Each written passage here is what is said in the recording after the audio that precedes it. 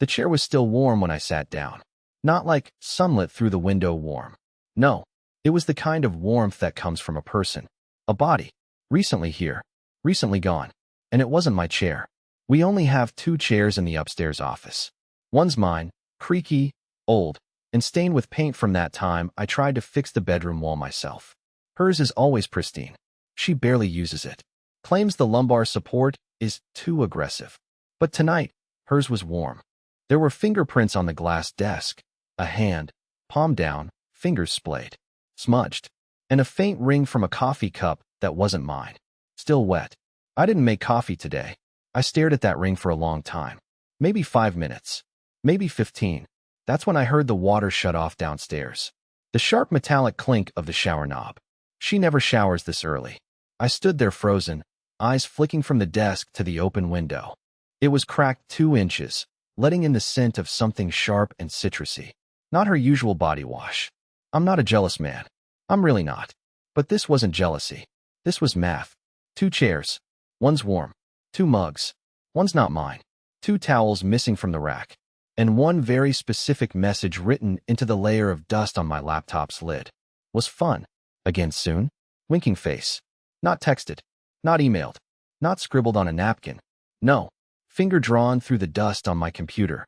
Like it was a joke. Like this was funny. That's when she came upstairs. Wrapped in a robe that didn't belong to either of us. Hair wet. Smile lazy. And before I could say anything, she looked me dead in the eyes and said, "I have a date tonight." She said it with this weird little smirk, like she was testing a line from a TV show she wasn't sure would land. "I have a date tonight," she repeated, slower this time. And then she turned her back to me. Turned her back. Like the sentence wasn't a grenade she just pulled the pin out of and rolled across the room. I didn't say anything. I couldn't. My mouth was dry. Not in that dramatic, cinematic way. I mean literally. My tongue stuck to the roof of my mouth. My body wouldn't move. She walked over to the dresser. Hummed a song I didn't recognize. She was picking out earrings. That's when I noticed something strange. There was a duffel bag at the edge of the bed. Black. Unzipped. Inside, lingerie. Not sexy, flirty stuff. I mean intentional, strategic lingerie. The kind that says, "I know what you like, and I'm ready to weaponize it." A small voice in my head whispered, "That's not for you." It hasn't been for a while. Then I smelled it again. That secondhand soap. Men's soap. That dollar store musk crap that tries to pass for sandalwood, but ends up smelling like regret and cheap whiskey. It was clinging to the towels, the rug by the bed, the door handle. The worst part? She didn't care that I could smell it. It was like she wanted me to. I cleared my throat. Finally found words. "You're not even going to lie about it." She didn't look up. Just fastened her necklace like she was getting ready for a gala. Lie about what? I laughed. Bitter, hollow. The chair. The towel. The phone charger that isn't mine in the outlet. You've got evidence everywhere, Jolene. You're not being careful anymore. She finally looked at me. Not angry. Not guilty. Just bored. "Craig," she said, brushing a strand of wet hair behind her ear. "We both know this has been coming." "No," I said. "You know, I've just been here building birdhouses and trying to pretend my marriage isn't being turned into a hotel room." That made her flinch. A small victory, sure, but I took it. "Who is he?" I asked. She stared at me for a second too long, then shrugged. "Someone who listens." And just like that, I felt something inside me shatter. It wasn't rage. It wasn't jealousy. It was worse. It was understanding. Because deep down, I knew I had stopped listening a long time ago. But I also knew she had stopped talking even longer before that. "I guess that makes us even," I said quietly. She looked confused. "Even?" I nodded. Slowly. Deliberately. "I've been listening. For the past 3 weeks. To everything." Her face paled. I walked over to my closet and pulled out a small black box. Set it on the dresser beside her. She stared at it like it might bite her. Inside, a recorder. And a tiny stack of labeled USBs. "Guess what your little boyfriend forgot?" I said, voice steady now. "Bluetooth. The mic in my office chair auto pairs with anything nearby. Your date's got a hell of a voice." Jolene didn't speak. Didn't move. So I leaned in close and whispered the one sentence I knew would break her. I already emailed everything to Mason's wife. For a second, the only sound in the room was the ceiling fan clicking softly overhead. This slow, methodical tick-tick-tick that somehow made the silence more unbearable. Jolene didn't move, not even to breathe. I could see it in her shoulders, the way they tensed up like piano wires being wound too tight. Her eyes dropped to the little black box on the dresser like it was hissing. "You're bluffing," she finally muttered. Her voice sounded thinner than I'd ever heard it. "Check your email," I replied, backing away. "Use his phone. I'm sure it's nearby." She didn't take the bait. Instead, she stood perfectly still, trying to calculate. That's the thing about Jolene. Even now, even exposed, even humiliated, her instinct was still to strategize. That's how I knew she wasn't going to apologize. Not tonight. Maybe not ever. And the part that made me sick? Some twisted little part of me still wanted her to cry. Not because I wanted revenge. Not because I wanted her to hurt. But because I wanted proof that she could still feel anything for me. That this wasn't just a 6-year transaction that expired quietly in the night. But she didn't cry. She walked over to her side of the closet, pulled out a leather overnight bag she hadn't used since our trip to Portland, and started stuffing clothes into it like she'd rehearsed this moment already. Like she knew this day would come. She didn't look at me. Didn't say a word.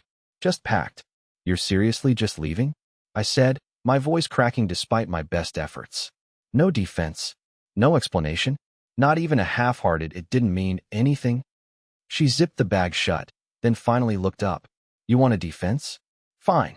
Here it is. You stopped seeing me years ago. You'd come home, build your little birdhouses, eat your toast, and stare at your laptop like I was a potted plant. I felt like furniture, Craig. I was working." I snapped, louder than I meant to. "I was keeping us afloat." "No," she shot back, her voice suddenly sharp. "You were hiding. In your glue, in your sawdust, in your little wood shavings. You were hiding from your own damn life. I needed more, and you gave me routine." There it was. The real truth. Not sexy. Not dramatic. Just bitter. Banal. Mundane, even. The slow death of attention. "But you didn't talk to me," I said, quieter now. "You never said you were drowning." She exhaled, defeated. "Because I didn't want to hear how it was my fault." Again.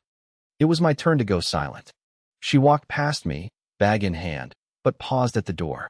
For the first time all night, she didn't look like the cold, calculated version of herself I'd built up in my head. She just looked exhausted. "I'm not going to fight you," she said softly. "And I won't ask you to take me back." But I meant what I said. "I have a date tonight." I laughed. Couldn't help it. It came out sharp and broken. "With who? You think Mason's going to welcome you with open arms after this?" She tilted her head. "You didn't send it to him, did you?" Silence. Her lips curled into this smug, almost impressed grin. "You're not as cruel as you think, Craig." And with that, she walked out. No tears. No slam of the door. Just the soft click of heels on hardwood fading down the stairs. I stood there for a long time after she left, staring at the chair that started it all. Still faintly warm. Still smelling like her betrayal. I wanted to smash it. Set it on fire. Drag it out to the curb. But instead, I sat in it. Just sat. Like an idiot. And that's when I saw the sticky note, folded and shoved under the keyboard tray. Handwritten. From him. "She won't leave you until you break first. But I'm happy to help with that." I read it 3 times. That's when I realized I wasn't just cheated on. I was being played. By both of them. I must have stared at that sticky note for an hour, maybe more. It was absurd, really, just 4 lines of smug handwriting on a piece of bright yellow paper, like a joke someone leaves in a lunchbox. But it felt like I was holding evidence from a crime scene. Not evidence of cheating. I already knew about that. No, this was something deeper, something colder. This was strategy. Calculated erosion. A plan. "She won't leave you until you break first." The words echoed. Over and over. Until they started to make sense. It wasn't just the cheating. It was everything before it. The way she started talking to me like I was a child.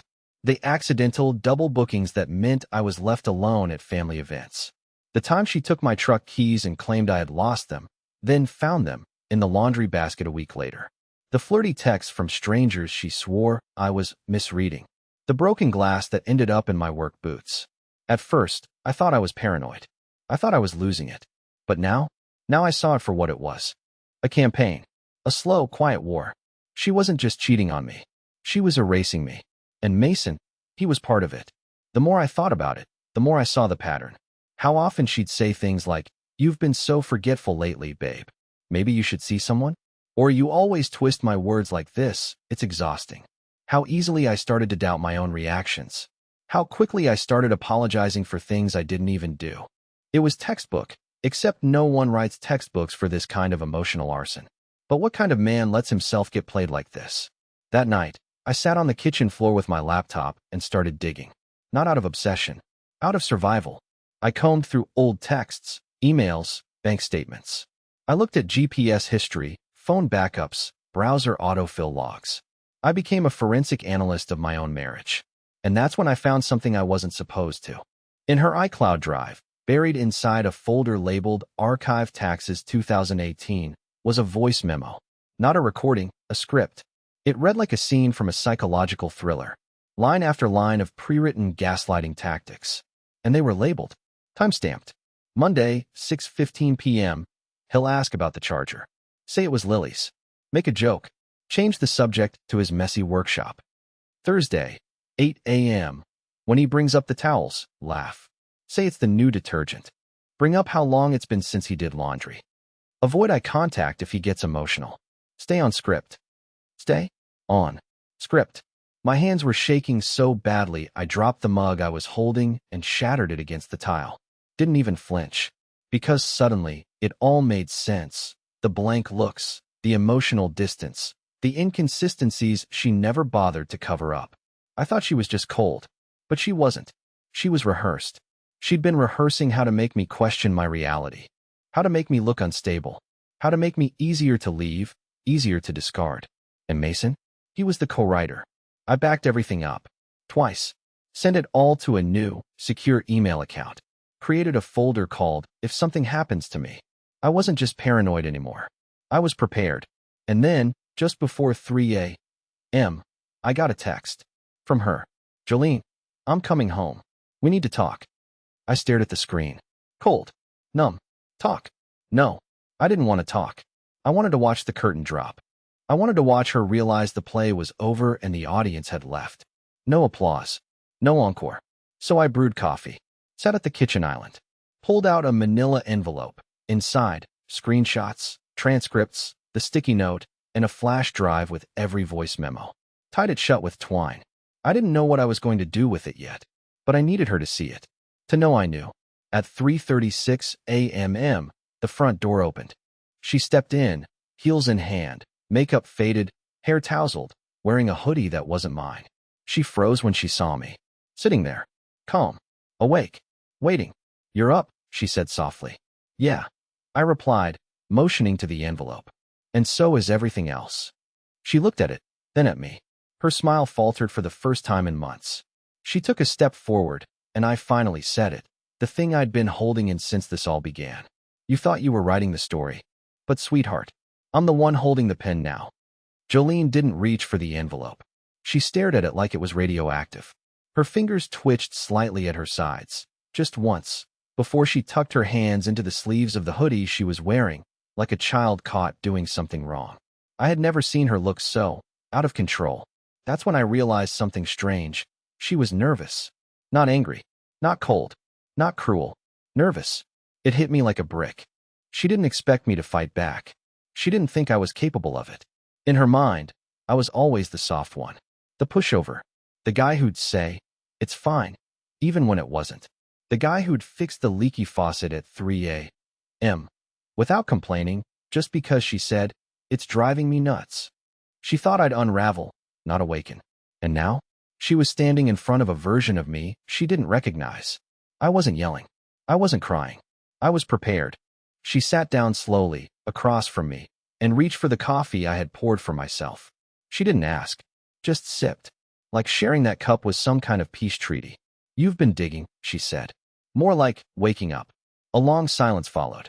She tried to hold eye contact, but I saw her flinch again. That tiny micro-reaction when her pupils twitched, it was the first honest thing her face had shown in weeks. I never meant for it to go this far, she whispered. That sentence. That stupid, overused line. I never meant for it to go this far. As if cheating was a car that just accidentally rolled downhill, and not a key, she turned in the ignition over and over again, every Thursday night at Mason's apartment. You rehearsed lines for gaslighting me, I said, voice low. This wasn't some emotional slip. You turned our marriage into a play, and I was the only one who didn't know the script. Her lips parted like she had something to say, but nothing came out. I watched her swallow hard, blink faster, glance toward the stairs like she was calculating an escape. I slid the envelope forward. She stared at it for a moment, then finally opened it. She flipped through the pages with trembling fingers. Each screenshot was like a slow punch to the ribs. Voice memo transcripts, timestamp chats, even a copy of the hotel receipt from the night she told me she was at her niece's baby shower. She reached the flash drive last, turned it over in her hand like it was a detonator. I could almost hear the gears grinding in her head. Damage control mode. Then she did the thing I'll never forget. She smiled. A soft, pitying smile. Not aimed at herself. At me. "You don't want to do this, Craig," she said gently. "You think you do, but you don't know what this will become." I blinked. "Excuse me." She leaned in, her voice lower now, coated in that dangerous calm. "I'm not just some cheating housewife. You really think Mason's the only one? That I didn't plan for this? You think you're the first man to wake up mid-marriage and try to grow a spine?" And just like that, I saw it. I saw the real Jolene. The mask didn't slip. She took it off. Willingly. This wasn't a woman ashamed of her actions. This was a predator sizing up whether the deer in front of her had teeth or not. "You've done this before," I said. It wasn't a question. She shrugged. "Let's just say I've always been adaptable." I stood. She didn't. "I'm not going to scream at you. I'm not going to hit you. But I will expose you," I said. "Everything you've done, the lying, the gaslighting, the manipulation, it ends tonight." She tilted her head, still smiling. "You know Mason's not the kind of guy who folds under pressure, right? You think his wife is going to blow it up? He'll just spin it. I've seen him do it before. You'll be the bitter, unstable husband. And me? I'll be the poor girl trapped in a loveless marriage." I stepped closer. Her smirk faltered. "I already spoke to his wife," I said. She gave me the other phone. Jolene's face dropped. Her breath caught. It was like watching the gears seize up mid-spin. "You're bluffing." I opened my own phone and tapped the screen. A recording played. Mason's voice, unmistakable. I never thought she'd fall for it. But she did. Got her so twisted she actually thinks I'm leaving my wife. I paused it there. Let her absorb it. "I'm bluffing," I repeated. She stood now. Fast. Knocked over the chair. "What do you want?" she snapped. "Money?" Silence. "You want me to disappear? Fine. I'll leave. You'll never see me again." I shook my head. "You still don't get it. I don't want you to disappear. I want everyone to see you." She opened her mouth, maybe to beg, maybe to scream. I'll never know. Because at that moment, my phone buzzed again. It was Mason's wife. "Check your email." I did it. "Hope you're ready for the fireworks." I opened the email before Jolene even noticed what I was doing. My fingers moved fast, almost on instinct, like my brain had given up on second-guessing and handed the wheel to some deeper, colder part of me. The subject line said, "You'll want to see this. H." There was a single link inside. A shared drive folder. I clicked. Inside, videos, screenshots, voice recordings. Dozens. Maybe more. The thumbnails were tiny previews of Mason's face, sometimes smug, sometimes shirtless, sometimes looking into a mirror like he was in love with his own reflection. And beside him, in most of them, Jolene. Not always visible, but enough to know, enough to prove. My stomach twisted, not with heartbreak this time, but with something much more dangerous, vindication. And then I saw the last file. For Craig. MP4-inch. I hesitated, then hit play. It wasn't what I expected. It wasn't revenge porn. It wasn't a cruel monologue or an apology or a breakdown. It was just Mason, sitting in his Audi, looking straight into the camera. No charm. No mask. Just tired eyes and a twitchy jawline. He looked scared. If you're watching this, then I guess she gave you the phone. Or maybe you found it yourself. Doesn't matter. Look, I didn't plan for it to go this far either. I like the game. The control. Jolene was supposed to be just another, I don't know, side story. But she took it too far. She's not playing a role. She is the role. She scares me now. You want the truth? I think she's done this to other guys too. Not just you. And not just me. I think you're one of many. The video ended with him glancing over his shoulder nervously, like he was afraid she might be standing behind him. When I looked up, Jolene had gone pale. Not quiet, truly pale. The color drained from her lips, her neck, her hands. She was still standing by the knocked-over chair, But she looked smaller now, diminished. The mask was gone, but so was the person beneath it. There was just emptiness. She stepped forward, trying to regain control. Craig, whatever you saw, it's not what you think. You don't know the full context. You don't know what Mason's trying to do to me. Oh, I think I do, I said. I turned the laptop around and played the last minute of the clip again. Made her watch. You've been running the same story with every guy, haven't you? I asked. Play the victim. Let them play hero. Slowly turn their lives into a puppet show until you're bored. And then vanish. Her hands trembled. You're not them. No, I agreed. I'm the ending. The next 12 hours moved like a fever dream. Mason's wife didn't just email me. She went nuclear. She posted the videos, the messages, the hotel records. Not just to her friends or family, no. She sent them to Mason's firm, Jolene's law office, the tennis club, the HOA board, even Mason's church pastor. It was biblical. The kind of exposure you only get when someone's done being quiet. By noon, I was getting calls from unknown numbers. Reporters, gossip blogs, friends I hadn't spoken to in years. By 3 p.m., Jolene's profile on her firm's website was gone. Mason's company issued a suspension. His LinkedIn activity vanished like a dying light bulb. Suddenly, both of them were ghosts, and not the kind you forget. The kind that haunt every room they walk out of. But that wasn't the craziest part. The craziest part came in the form of a phone call from a woman I didn't know. She said her name was Marissa. She had a soft, hoarse voice, like someone who smoked too much or had been crying for years. She said, "You don't know me, but I know Jolene. She did this to my brother. He didn't survive it." The air in my lungs vanished. What do you mean he didn't survive it? I asked. Marissa told me everything. How her brother had been in a long-term relationship with Jolene back in college. How the same gaslighting pattern played out. How she isolated him, controlled his friends, made him question his sanity. He ended up in a psych ward. Released 2 months later. Took his life 5 weeks after that. The pattern was real. The danger was real. And I had been 1 bad month away from the same outcome. I hung up, hands shaking.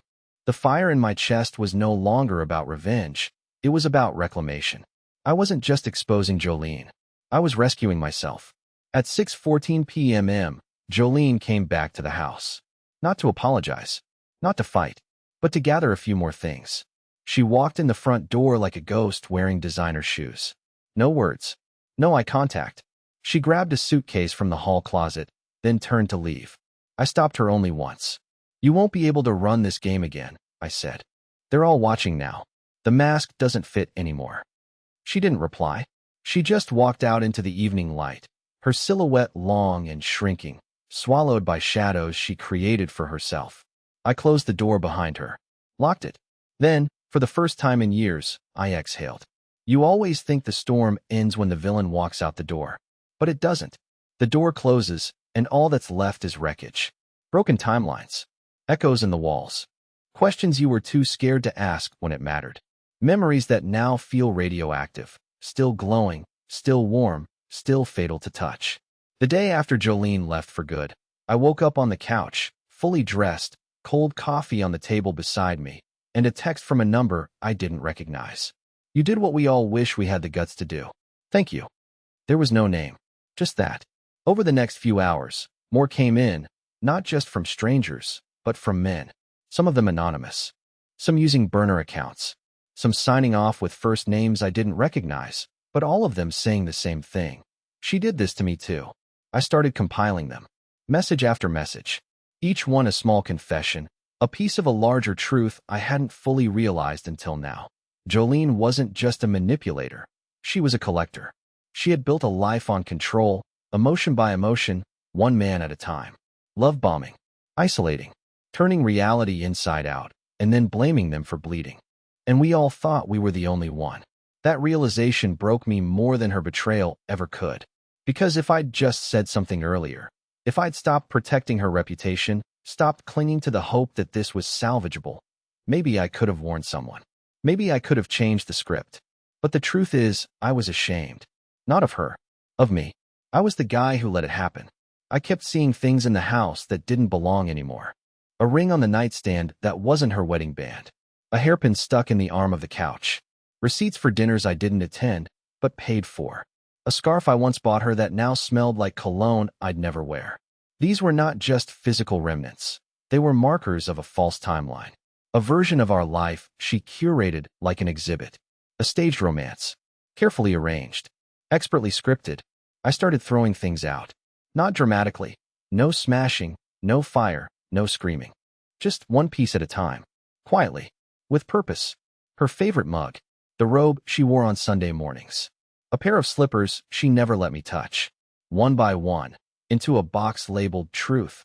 Not because it held anything real, but because it held everything fake. That same day, I got a call from her law firm. A junior associate. Young guy, nervous voice, probably fresh out of law school. He asked if I would be willing to provide a statement regarding the private matter involving Jolene's departure. I asked him a single question. Do you have a crisis communications team yet? He paused, then sighed. That bad, huh? Worse, I told him. You're going to need PR, legal, and possibly trauma counseling, depending on how deep her deception ran. He didn't laugh. He just thanked me and hung up. Later that night, I was going through a drawer in my workshop, the only place in the house she never touched, when I found something strange. An envelope addressed to me. Handwritten. Old. Dusty. It must have slipped behind the drawers years ago. I opened it carefully, and inside was a card. From Jolene. It was dated our second anniversary. Craig, you are the calm in my chaos, the compass I didn't know I needed. I don't always say thank you for the little things, your quiet patience, your unwavering hands, your stupid birdhouses, but I see it all. You anchor me. Love always. Jay. I don't know why, but I read it 4 times. That version of her, the girl who wrote that note, did she ever exist? Or was she part of the story too? Another version. Another mask. A decoy to keep me loyal while she drifted further into the person she always planned to become. I didn't cry, but I didn't throw it away either. I just folded it and placed it back into the envelope, sealed it, and tucked it behind a beam in the rafters of the workshop, a grave for the last part of me that still believed she ever loved me for who I was. And in that moment, something shifted. I wasn't angry anymore. I wasn't broken. I wasn't waiting for closure. I was free. That night, I went out. Alone. First time in a long time. I didn't tell anyone. No social media. No calls. I just walked into this bar on the edge of town that had horrible lighting and a decent jukebox. I ordered a drink. Sat down. Breathed. A song came on, some old blues track with gravel vocals and a whiskey-stained rhythm. I didn't recognize the artist, but the lyrics stopped me cold. It ain't the knife that kills you, son.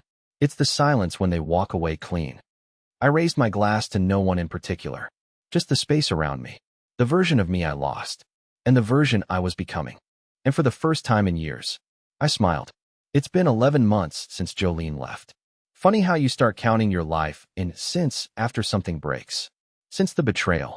Since the truth. Since I stopped blaming myself for a fire I didn't start. But 11 months later, I've stopped counting the damage. The house is quieter now. Not the kind of empty quiet that echoes, but the kind that wraps around you like a soft blanket. It doesn't feel haunted anymore. It feels honest. Every room tells the truth. Even the bedroom. Even the chair. I sold the couch. Repainted the living room.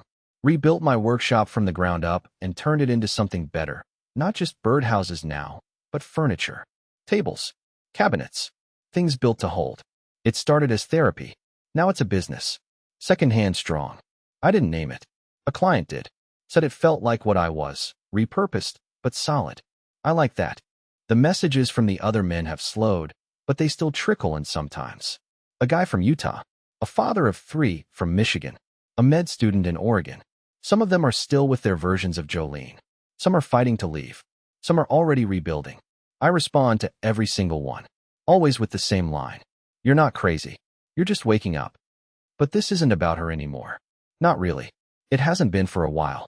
About a month ago, I got a package in the mail with no return address. Inside, a letter. No name. But I recognized the handwriting immediately. Jolene's. I almost threw it out. Almost.